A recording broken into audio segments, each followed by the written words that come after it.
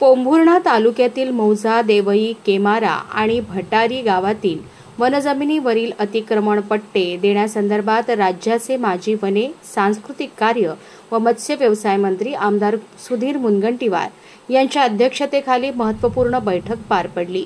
बैठकीत अतिक्रमित जमिनींचे सर्वेक्षण, वैयक्तिक व सामूहिक वनहक्क दावे तसेच निस्तार हक्कपत्रांसाठी आवश्यक कारवाई आणि कायदेशीर प्रक्रिया यावर सविस्तर चर्चा करण्यात आली। लाभार्थ्यांना पट्टे तात्काळ वितरित करण्यासाठी सर्व कागदपत्रे तपासून आवश्यक पावले उचलण्याचे निर्देश आमदार मुनगंटीवार यांनी प्रशासनाला दिले। वनजमिनीवरील अतिक्रमण पट्ट्यांबाबत समितीने दर आठवड्याला बैठक घेऊन महसुली व वनहक्काचे दावे निकाली काढावेत असे निर्देश देखील त्यांनी बैठकीत दिले। जेवढे पट्टे वितरित करता येतील ते तातडीने वाटप करण्याचे नियोजन करावे असेही आमदार सुधीर मुनगंटीवार यांनी स्पष्ट केले आहे।